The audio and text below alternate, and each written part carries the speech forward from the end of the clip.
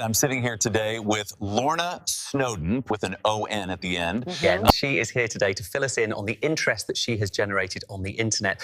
Where the word pangwangle came from and why she uses it.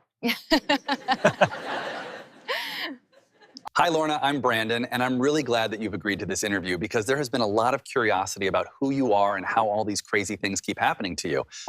Well, thank you for having me, Brandon. So, first I want to ask about the word pangwangle that you made up. Yeah. Brandon, the truth is, I didn't make that up. That is a word that was in use in the early 1900s. It means living or going along cheerfully in spite of minor misfortunes or adversity. A person who is like that is called a pangwangler. Since I seem to be a magnet for strange things that jostle my life, and I think the word fits me. It does seem that you do have some strange adventures. I think everyone out there wonders why it is that all of these animals that interact with you are not just random, but seem like they are friends. They are friends. The thing that most people don't understand is that animals understand you, and if you try, you can understand them. You just have to listen. Really, that seems kind of simplistic. After all, they are just animals. There is no way that... Brandon, I'm not comfortable talking about my wildlife friends, and you clearly have no understanding of the ability of animals. You should take some time to try and listen. Is there anything else you want to ask? I see that you are somewhat of a climber. Tell us about that. I got hooked on climbing when I was 15 and climbed Mount Fuji in Japan. I'm not diehard about it like some, but I enjoy the challenge that the lower mountains offer.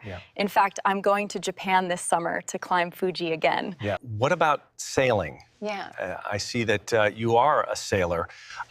When I was 10, I crewed for a neighbor on a sailboat in the snipe class. I was hooked. That started my love of sailing. Ever since? I don't think we have time to catalog all of the boats and sailing that I have done. What's your next question? You say on your resume that you are a writer, Busray. Yes, I like to write, and I wish I had more time to do it. So you've written some books? I have. Anything I've read? No, Brandon, of course not. If you had, you wouldn't need to ask. Well, what then? I've Okay, sorry, what is self-published your... a few things on Amazon. Books? Yes. Can you give us an example? Brandon, I know your audience isn't stupid. They can Google me and find them.